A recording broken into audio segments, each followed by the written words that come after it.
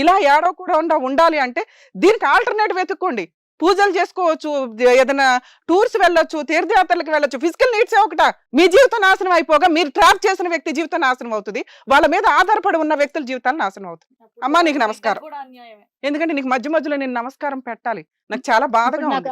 ఆ పాప నువ్వు చాలా గొప్పదానే తల్లి. ప్రెగ్నెన్సీ ఉన్నదని కూడా చెప్పాడండి. నాకు తెలుసు. అందుకే మళ్ళీ ఈ అబ్బాయిని తినని కాడ కాదని ఎవరితో వెళ్ళిపోతాడు నన్ను చెప్పని నీకు నమస్కారం. నాకు కోపం వస్తే ఏం చేస్తాను నాకు తెలియదు. ఇప్పుడే పోలీసులు రీచ్ అవుతుందమ్మా, మా మెసేజ్ నీకు రీచ్ అవుతుందా? నువ్వు అదే బ్లాండ్ చంప దెబ్బలు తిన్న తర్వాత కూడా కొంచెం కూడా సిగ్గుగా అనిపించట్లేదు. నన్ను చెప్పని ఆడదానివే ఎలా పుట్టావు, మీ ఆయన నీతో ఎలా కాపురం చేశాడు, ఎలా పిల్లల్ని కన్నాడు, ఇంకా నువ్వు మాట్లాడద్దమ్మా. మాట్లాడొద్దని డాక్టర్ గారు అడ్వకేట్ గారు చెప్తున్నారు కదా ఇక్కడ. కాసేపు ఆగండి. నీకు పిచ్చే, నీకు మొత్తం పిచ్చి పట్టిందని చెప్తున్నాడు డాక్టర్ గారు ఇక్కడ. కొవ్వు పిచ్చేళ్ళు ఇట్లా ఉండరు. కొవ్వు విపరీతమైన కొవ్వు. నన్ను ఎవరు ఏం చేయలేదు. సార్ చెప్పిన తర్వాత ఇంకా వాదిస్తున్నావు నువ్వు. ఇంకా చూసుకుంటాను, కలిసి ఉంటామంటావు.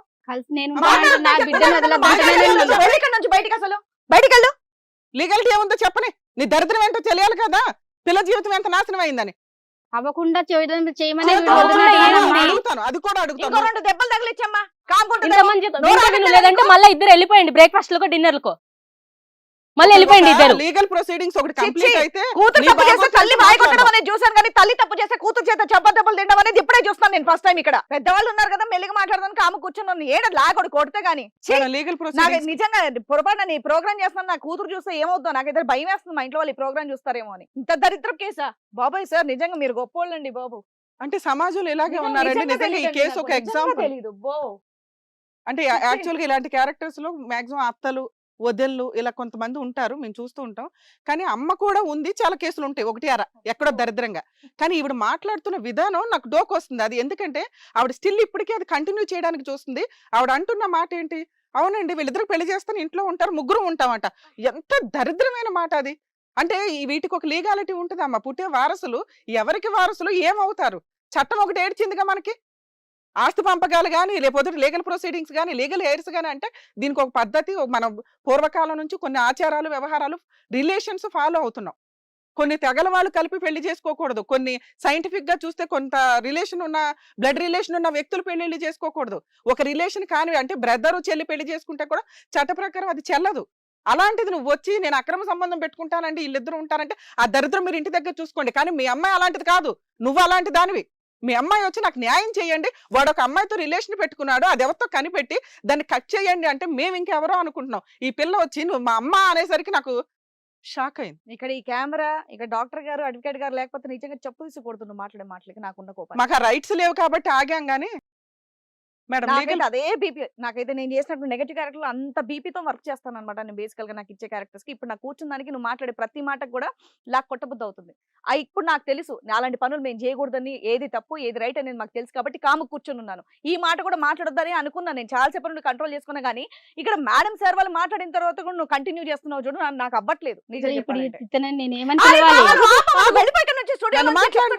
నేనేమని పిలవాలి ఇతనని? పిలుద్దు ఉండు. ఏం పిలుస్తావో చెప్తాను. నీ దరిద్రానికి ఏం పిలుస్తావో చెప్తాను. చెప్పండి అమ్మా, నేను కూర్చుంటా వింటా. ఒక అక్రమ సంబంధాల వల్ల ఈ రోజున మీ అమ్మాయి జీవితం నాశనం చేశావు. యాక్చువల్ గా లీగల్ ప్రొసీడింగ్స్ లో ఈ అమ్మాయి జీవితం ఎవరైనా నాశనం చేస్తుంటే దాన్ని కట్ చేసి దానికి చెంపలు పగలగొట్టి పంపించేవాళ్ళం. నీలాంటి కన్న తల్లితో రిలేషన్ ఉన్నాక ఈవిడ మేము రిక్వెస్ట్ చేయాలి ఇంకా. ఎందుకంటే ఇది కంటిన్యూ అయ్యే రిలేషనే కాదు.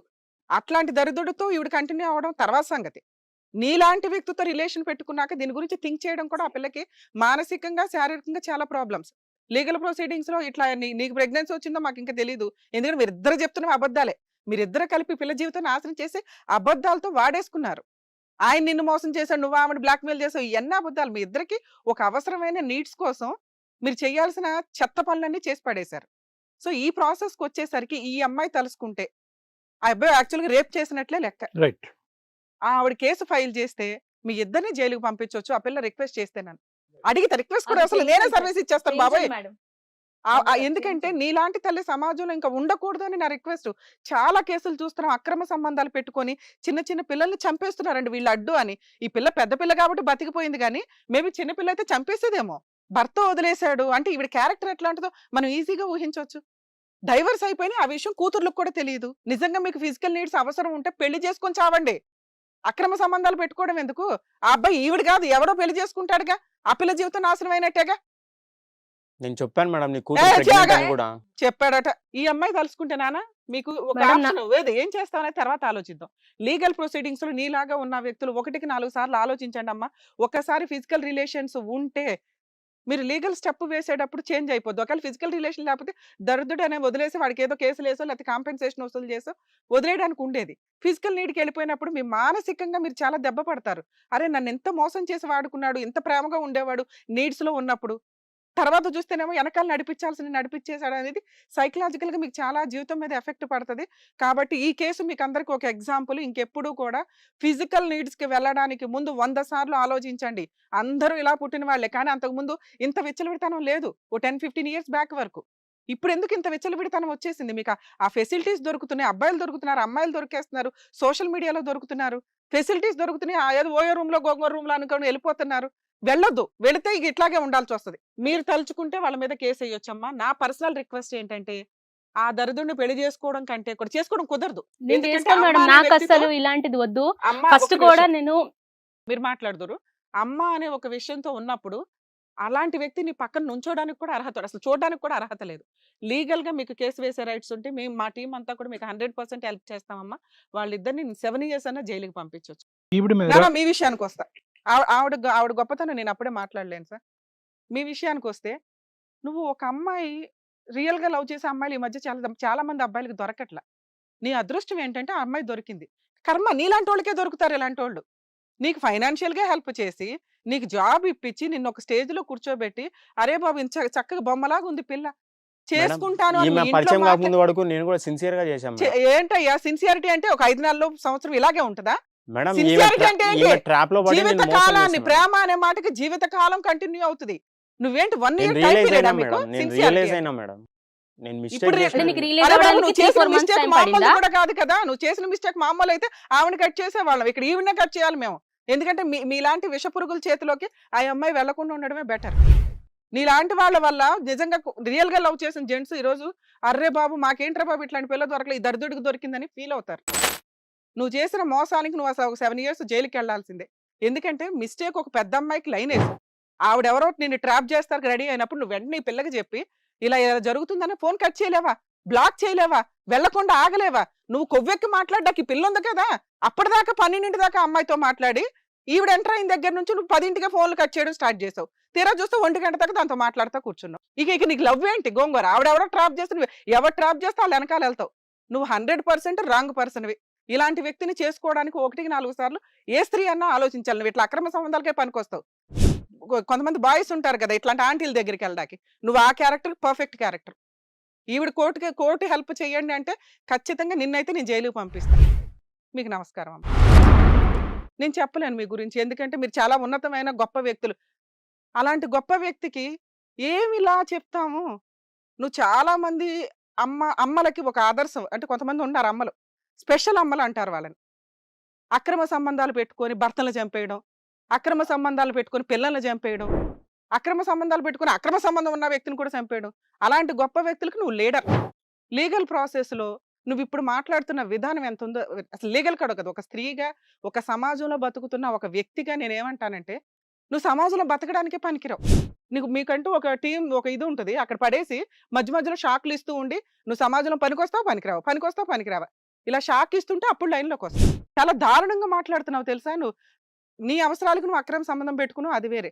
తప్పు అయిపోయిందండి అని కాళ్ళు పట్టుకోవాల్సిన సీన్ లో అయితే ఏంటండి ముగ్గురం కలిసి ఉంటాం అంటే ఇప్పటికీ అదే అంటున్నానండి. అమ్మో! అబ్బా! అమ్మా మీరు వాళ్ళ మీద కేసు ఫైల్ చేస్తే కనుక ఆవిడ ఆస్తులు మొత్తం నీకు వస్తాయి. మీ నాన్న ఎక్కడున్నారో ఒకసారి ట్రేస్ అవుట్ చేయండి. ఈవిడ క్యారెక్టర్ ఎట్లాంటిది కాబట్టి ఇన్ కేసు నిజంగా డైవర్స్ అవ్వకపోతే ఆయన ఎక్కడైనా కేసులు వేసి బ్లాక్మెయిల్ చేస్తుందేమో. మీరు ఇప్పుడు చేసిన ప్రొసీడింగ్స్ అవన్నీ కూడా ఆయనకి 100% ప్లస్ పాయింట్ అవుతాయి. ఈవిడ చైల్డ్ కస్టడీలకి పనికిరాదు. మీరు ఆవిడ ముఖం కూడా చూడాల్సిన అవసరం లేదు. భవిష్యత్తులో ఆవిడ ఏ కేసులు ఎవరి మీద వేయడానికి పనికిరాదు. ఎందుకంటే ఇట్లాంటి వాళ్ళు ఏం చేస్తారంటే ఇంకా కొంతమంది అబ్బాయిల్ని ట్రాప్ చేసి బ్లాక్మెయిల్ చేయడం ఇవన్నీ చేస్తూ ఉంటారు. ఈవిడ తల్లి అనే క్యారెక్టర్కి పనికిరాదు నాన్న. ఇక ఇట్లాంటి ప్రెగ్నెన్సీ ఉంచుకోవాలా లేదా అనేది మీరు ఇప్పుడు మేము ఇంత మాట్లాడిన తర్వాత మీకు ఒక క్లారిటీ వచ్చి ఉంటుంది. మేబీ మీరు ఆ డెసిషన్ తీసుకుంటే వీళ్ళిద్దరిని లీగల్ గా మనం జైలుకి పంపిద్దాం. మేడం ఫస్ట్ లో అబ్బాయి ఇలా ఉన్నప్పుడు మీకు నేను సిచ్యువేషన్ చెప్పినప్పుడు నా అమ్మ అని అయితే నేను ఎక్స్పెక్ట్ చేయలేదు. ఫస్ట్ ఇప్పుడు నేను ప్రెగ్నెన్సీ ఏదైతే క్యారీ చేస్తున్నానో నాకు ఫస్ట్ అలాంటి మనుషుల నుంచి వచ్చే నాకు ఫ్యూచర్ అవసరం లేదు. సో నా ప్రెగ్నెన్సీ నేను క్లియర్ చేయించుకుంటాను. రెండోది ఆవిడ నాకు అసలు వద్దు, నా అమ్మ నాకు అసలు వద్దు. ఎందుకంటే ఈ రోజు నేను ఇష్టపడిన అబ్బాయికి, నేను 2 years నుంచి ఇంత కష్టపడి ఇంత పెట్టిన అబ్బాయికే తను ట్రాప్ లో చేసుకుంది.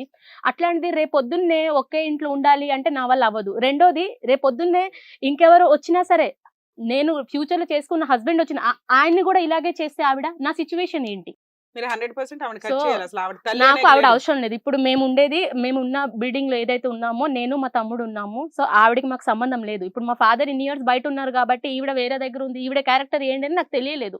ఇప్పుడు ఇక్కడికి వస్తే గానీ ఈ పర్సన్ ఇది నా అమ్మ ఇలాంటి క్యారెక్టర్ అని నాకు అర్థమైంది కాబట్టి నాకు అసలు ఈమె నుంచి నాకు సూపర్ నాన్న. ఏం అవసరం లేదు. ఏదైతే వాళ్ళు మాట్లాడేసి నాకు ఏదైతే బిల్డింగ్ ఏదైతే ఇస్తారో నా తమ్ముడిని పట్టుకొని నేను అక్కడ ఉంటాను. నా వర్క్ నేను చేసుకుంటా. ఆ అబ్బాయి నుంచి అయితే నాకు 1% నాకు నేను పెట్టిన డబ్బులు కూడా ఎవడో బయటోడికి పెట్టినా అని అడుక్కున్నోడు పెట్టినాను వదిలేస్తా. హిట్ టీవీ యాప్ ని డౌన్లోడ్ చేసుకోండి. ఇందులో short news, live news, entertainment movies అన్ని అవైలబుల్ గా ఉన్నాయి. Please download Hit TV app. Hit TV app. Hit TV యాప్ని ఫ్రీగా డౌన్లోడ్ చేసుకోండి.